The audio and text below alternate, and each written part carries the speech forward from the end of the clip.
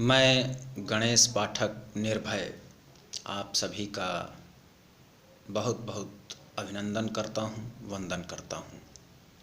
मित्रों, जीवन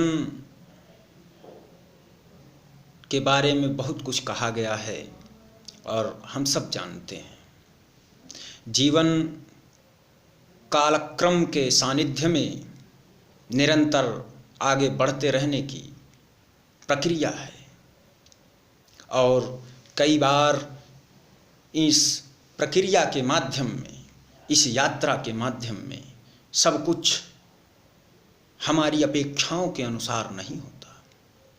हम जो चाहते हैं कई बार वो हमें नहीं मिलता। कई बार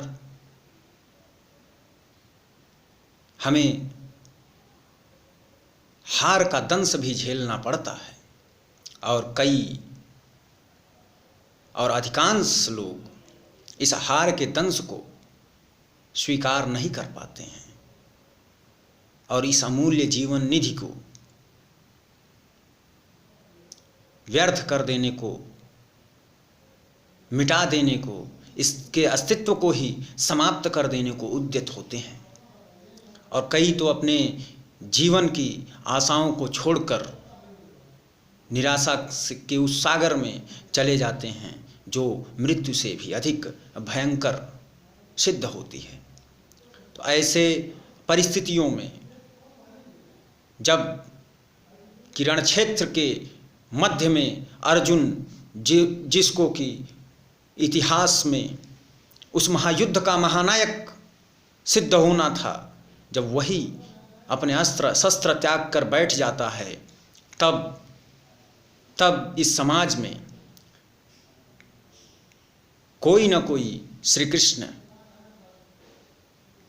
खड़ा होता है और उसे संदेश देता है, उत्तिष्ठ भारत। और इसी क्रम में मैं एक अदना सा, एक छोटा सा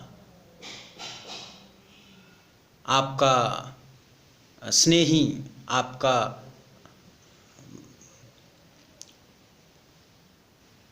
भाई आपके बीच कुछ पंक्तियों को लेकर उपस्थित हुआ हूँ। आप लोग इसे अपना स्नेह और समर्थन देंगे, ऐसी मेरी आशाएं हैं। समय सतत प्रवाहमान, जिसको जिए जा युद्धमान। चल समय के साथ साथ सहते हुए अगणित आघात। रे मनुज, आघातों से क्यों भयाक्रांत, क्यों होता इनसे तू क्लांत। इन दुष्कर झंझावातों में क्यों करता मुख को तू म्लान। नहीं निबल असहाय तू, कर स्वयं स्वयं की तू पहचान। अग्नि वायु वरुण धूलिकण सूर्य नभ नक्षत्र ब्रह्मांड, इनमें प्रवाहित जीवन तू है दिव्य आत्मा महान। जीवन मरण का छोड़ मोह, उठकर शस्त्र संधान। जीवन मरण का छोड़ मोह, उठ कर शस्त्र संधान।